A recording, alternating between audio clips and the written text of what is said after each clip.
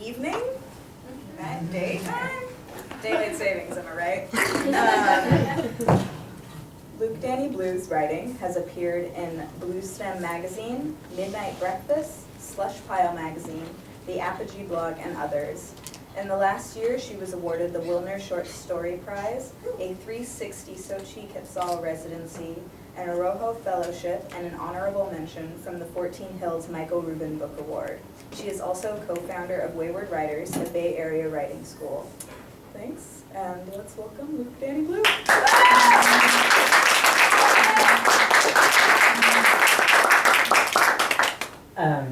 Okay, I'm really bad with mics, so tell me if I'm not talking the right direction. You're totally good. You can even Okay, have good. a little bit of distance and you're fine. Okay, cool. So I'm gonna read, how many minutes do I have? 15. Oh, okay, I'm not even gonna come close to using that, for which I'm sure you'll all be appreciative. So this is a section from a story, and this comes a little ways into the story. The story is about a woman in her 40s named Birdie, and her daughter is just about to turn 13. And Birdie is a little bit of an oddball, and she's really freaked out about her daughter turning 13 and about all the bad things that happen to girls. And she comes up with a plan where she's gonna buy an RV, and her and Trish, her daughter, are just gonna take to the road and live indefinitely.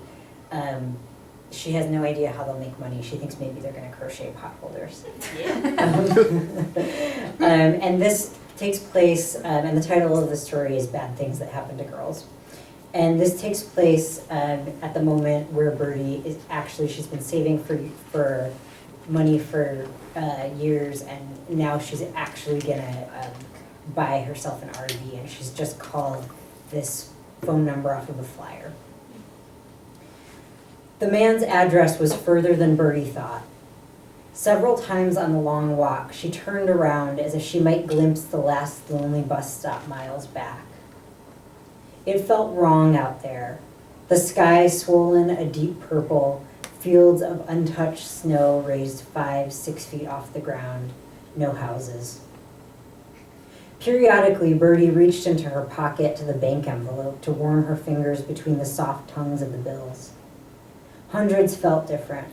They must print them on more valuable paper, she thought. It was just after she took the envelope out to smell it. It smelled like oil and like Trisha's toddler scalp, that the black mailbox appeared, a plowed driveway behind. Diamond was his name, short, talkative, and with egg in his mustache, and when he asked where she'd parked, Birdie found herself lying.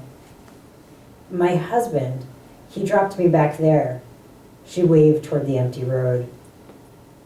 Diamond didn't like that, but he said, Rusky or not, Birdie's Romanian, I think she's Russian. Birdie looked most of the way hypothermic and had better come on in for coffee. She wanted to see the RV, only cars and a small van scattered the snowy yard. But Diamond insisted. She followed him over a porch erupting with frost-fringed clothing into a meticulously decorated living room. Doilies and porcelain knickknacks and embroidered cushions lined shelves draped over chairbacks. The house looked how she'd imagined America pre-immigration. In her mind, such a home had seemed sweet and cozy, but perching on the edge of the sofa while Diamond poured cream into a pink teacup, she felt afraid. Like 'em? Diamond said. Birdie realized she was staring at one of the knick-knack shelves. Ceramic children with enormous eyes posed, kneeling for prayer, watering a potted flower, extinguishing birthday candles. Yes, she lied. My wife called them the kids. I said if her children planned to come out ugly as all that, might as well not bother. Diamond reached for a girl figurine wearing a bunny suit and squinted into its pastel face. Had it my way, he said, I'd use him for skeet. Birdie nodded. Skeet sounded like skate and like sleep and sleet. She'd always liked the sound of sleet. Quick, wet, alive. A jackrabbit bounding across the surface of winter, white on white. Diamond tossed the doll in his palm. His gaze drifted to the window, the blank sky hanging over the graveyard of cars. She wondered where his wife had gone. "I finished," she said, balancing her teacup next to a trio of disquieting squirrels. Diamond was still staring out the window.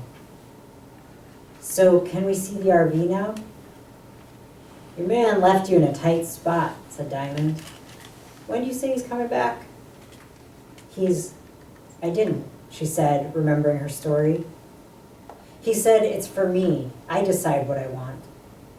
She pinched the bills from the packet, careful to conceal the rest. The smell of money oil rose between them, and she saw Diamond's face change, calculating. He cleared his throat. "I can't wait much longer anyhow." The wind was at them as soon as Diamond opened the door. It whipped Birdie's cheeks and stiffened her lungs with each breath. She started walking toward the barn at the end of the driveway, but Diamond waved her in the other direction. He led her through the network of ripped-open cars, some so rusted they looked like part of the landscape, until they reached the windowless white van she'd seen when she arrived. "No," she said, "I wanted the RV, the camper, from the advertisement." Diamond's mustache bushed over his mouth. "Sold it last week," he said. "This is what I got left." "No," she protested, her voice climbing. "On the phone I said RV. I said I wanted this RV, and you said, yes, come, I have it." Truthfully, she didn't remember him saying much at all, other than to tease her about her accent. Was it possible he hadn't mentioned the vehicle? She could not remember. She felt befuddled and fumbling, uncertain of how she'd arrived, of how she would leave, as if asleep she'd encountered another dreamer who insisted the dream was his. "Better anyway, this one's more up your alley," he was saying, holding a lighter to the rear lock. "Know a fit when I see one." He tugged the handles and the doors burst open in a spray of ice. Birdie swallowed a gasp. The plain body of the van concealed a replica of the living room in miniature, only with a propane tank, metal sink, and figurines masking tape to the wood countertops. Above a flowered couch, a sampler swung from fishing line, home sweet home. "Customized it myself," he said. "Go on, test her out." Because there seemed no other choice, Birdie climbed in the back. It looked like a living room but felt like a human-sized dollhouse, a box that would suffocate you once closed. "Like it?" Diamond leaned on one of the doors, blocking out the light. Snow had begun to fall and thick flakes landed on his shoulders. She couldn't see his face. She nodded. "Wife hated DIY, but you've got sensibility, I know. Seen you inside my house, looking around. Two of a kind, you and me." In silhouette, Diamond put a finger to his temple, made a cocked pistol. Birdie had begun to shake in earnest, her teeth gnashing together. Fragments of magazine images floated in her head, previews for horror movies, masked men with chainsaws, men with faces melted off. She could hear Diamond tracking her. She could feel Diamond tracking her, and the imprint of his voice. Two of a kind. What did he mean? Time slowed to nothing. A space pressed outward from her temples, pushed the sides of the van wide. Shadows thickened.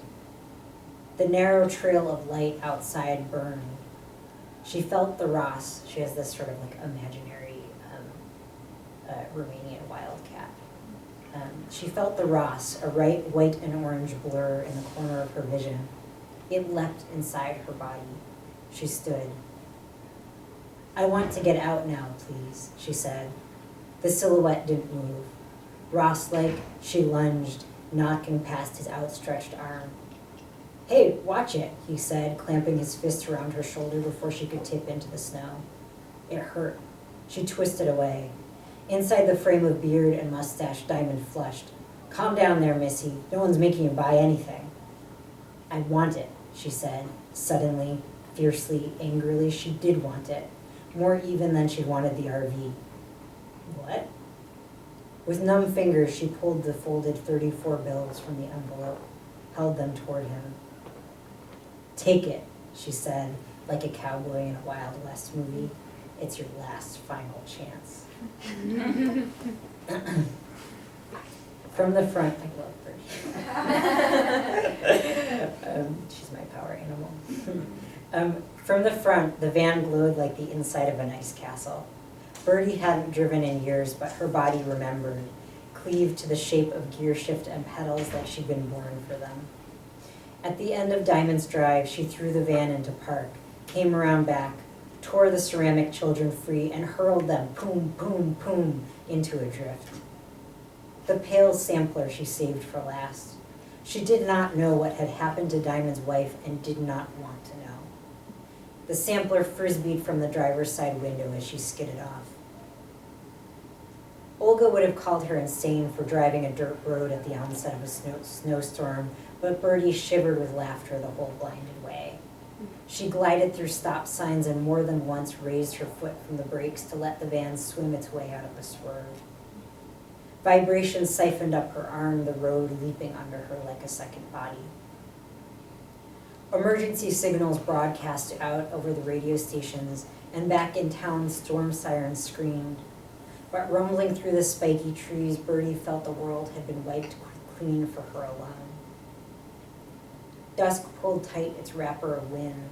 Town, an orange haze, melted away at the touch of her headlights. Only visible through the snow were the few low cars that pulled up beneath her window at stoplights. Sleepy arms pressed to the glass, while debris like misplaced histories littered the back seat.